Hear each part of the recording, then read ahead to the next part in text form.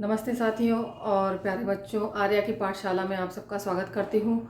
और चलिए जो है काफ़ी समय बाद फिर से आज आपके सामने आई हूँ, क्योंकि दीपावली है और साफ़ सफाई भी चल रही है घर पे और आप लोगों की भी चल रही होगी। तो चलिए, क्रिया के भेद मैं पढ़ा रही थी, तो आज हम क्रिया के अन्य भेद पढ़ते हैं। संयुक्त क्रिया आपको मैंने बताया था, संयुक्त क्रिया क्या होती है। संयुक्त क्रिया जो क्रिया दो या दो से अधिक धातुओं के मेल से बनती है। जो क्रिया पिछले एपिसोड में भी मैंने आपको ये बताया था कि संयुक्त क्रिया क्या होती है, जो दो धातुओं के मेल से बनती है उसको हम संयुक्त क्रिया कहते हैं। क्योंकि पिछले एपिसोड में जब आप हमारा एपिसोड पिछले वाला देखेंगे तो मैंने ये जो कई सारी भेद बताए थे आपको, पूर्वकालिक क्रिया और जो है आपको प्रेरणार्थक क्रिया और संयुक्त क्रिया भी आपको मैंने थोड़ी सी उसके विषय में बताया था। संयुक्त क्रिया जैसा नाम से ही आपको विदित हो रहा है कि ये दो धातुएं आपस में मिल करके जो है एक वाक्य को हमें बता रहे हैं कि दो क्रियाएं, एक व्यक्ति के द्वारा दो क्रियाएं की जा रही हैं। तो संयुक्त क्रिया जो क्रिया दो या दो से अधिक धातुओं के मेल से बनती है उसे संयुक्त क्रिया कहते हैं।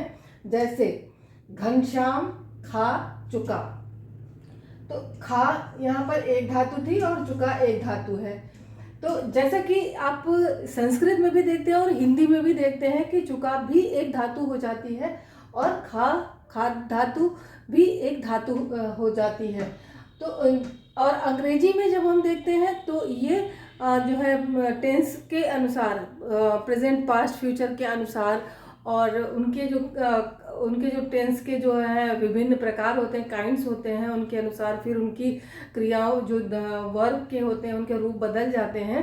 उसके हिंदी में ऐसा नहीं होता है। हिंदी में आपका चुका एक अलग जो है धातु बन जाती है था इत्यादि, ये सब अलग धातुएं बन जाती हैं। है था थी और थे इत्यादि जो हो इत्यादि जो क्रियाएं होती हैं, ये क्रिया के सहायक क्रिया होती हैं। मैं आपको अगले एपिसोड में ये बताऊंगी।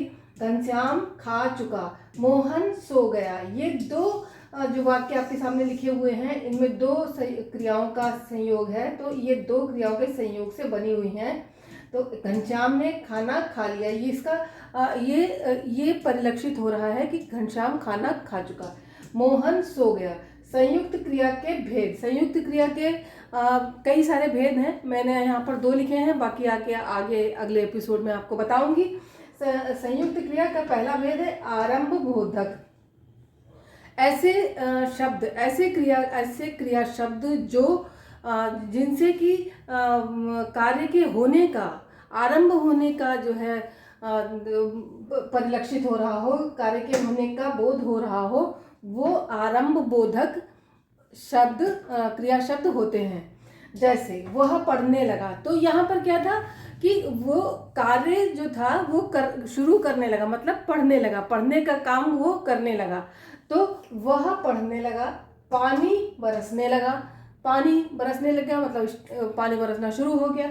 समाप्ति बोधक, दूसरा भेद है इसका समाप्ति बोधक। जिन क्रियाओं से कार्य के समाप्त होने का बोध हो वह समाप्ति बोधक क्रिया होती है। तो जो क्रिया शब्द ऐसे होते हैं जिनसे कि उस वाक्य के या कार्य के समाप्त होने की जो है बोध हो रहा है, उनसे परिलक्षित हो रहा है, तो वे समाप्ति बोधक क्रिया शब्द होते हैं, संयुक्त क्रिया शब्द होते हैं।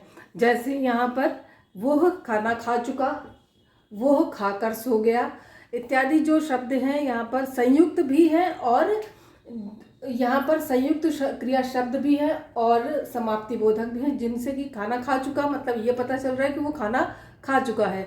वह सो गया है तो वह सोने का काम कर रहा था और वो सो चुका है। तो बेटी सो चुकी, बेटा जा चुका इत्यादि जो है, जो भी जिनसे भी शब्दों से, क्रिया शब्दों से कार्य के समाप्त होने का जो है बोध हो रहा हो, वो समाप्ति बोधक संयुक्त क्रिया शब्द होते हैं। और भी अनेक जो है इसके भेद हैं, आगे अगले एपिसोड में मैं आपको बताऊंगी। चूँकि दीपावली आ रही है तो थोड़ा सा उसके ऊपर भी बात कर लेते हैं। तो प्यारे बच्चों, आप लोगों से केवल ये ही मैं कहना चाहूँगी कि दीपावली है, सबसे पहले तो घरों में खूब साफ़ सफाई हो रही होगी, अपनी मम्मी पापा का जो है सहयोग करिएगा, सहायता करिएगा। और सफाई का अर्थ क्या होता है ये भी आप सबको पता होगा, स्कूलों में भी बताया जाता होगा और आपके मम्मी पापा भी आपको बताते होंगे। यहाँ पर मैं बता दूं, दीपावली पर सफाई का औचित्य क्या है।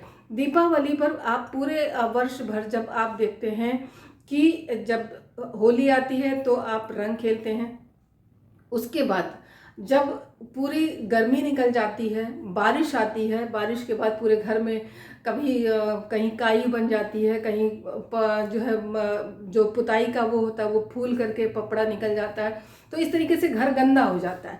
तो उसको साफ करने का औचित्य बनता है, उसको साफ करा जाए और देखने में सुंदर लगे। पूरा साल हो जाता है घर गंदा हुए, तो सारी चीज़ें हटा करके हम वहाँ पर जहाँ पर जिन जगहों की हम पूरी साल सफाई नहीं करते हैं, ये वार्षिक सफाई होती है। इससे हमें पूरे जो बारिश के सीज़न का जहाँ जहाँ पानी जाता है, जहाँ जहाँ हम नहीं देख पाते हैं, इस सफाई के प्रयोजन का प्रयोजन ये होता है कि आप चीज़ें हटाएं वहाँ से और उन जगहों से भी गंदगी निकालें जहाँ पर जो है हम पूरे वर्ष भर नहीं पहुँच पाते हैं। उन सब चीज़ों को हटा करके साफ सफाई करते हैं। तो इससे क्या होता है, एक तो उसके साथ धर्म का जो है हम लोगों ने उसमें जोड़ रखा है कि सफाई जितनी ज़्यादा होगी वहाँ पर लक्ष्मी जी आएंगी। तो लक्ष्मी जी आने का यही जो है एक तरीका होता है और बच्चों को समझाने का भी एक यही तरीका होता है कि बेटा जितनी ज़्यादा सफाई रखोगे उतनी ज़्यादा लक्ष्मी माता कृपा करेंगी। तो ऐसा नहीं है, लक्ष्मी माता वैसे ही कृपा करेंगी। आप जितना ज़्यादा पढ़ेंगे, जितनी ज़्यादा अच्छी तरीके से आप अपनी विद्या अर्जन करेंगे, जो आपका कार्य है आप अपना कार्य करिए और स्वच्छ रहिए और अच्छी तरीके से पूरे त्यौहार को मनाइए माता पिता के साथ और उनकी सहायता करते रहिए। और पटाखे फोड़ते समय ज़रूर से ध्यान रखिएगा कि उन पटाखों को आप बिल्कुल भी हाथ ना लगाएं जिन पटाखों में लिखा हुआ होता है कि ये बच्चों से दूर रहें। और क्योंकि कभी भी बारूद किसी की सहेली नहीं होती, किसी की दोस्त नहीं होती, गलतियां किसी से भी हो जाती हैं। तो पटाखों से दूर रहिएगा। जो पटाखे आपके मम्मी पापा आपको दें उन्हीं पटाखों का आप प्रयोग करिएगा। इसी के साथ आज का एपिसोड यहीं पर समाप्त करती हूँ। आगे फिर मिलूंगी नए एपिसोड के साथ, संभवतः दीपावली के बाद मिलूंगी। और इसी के साथ सभी को शुभ दीपावली, धन्यवाद और जय हिंद, जय हिंदी।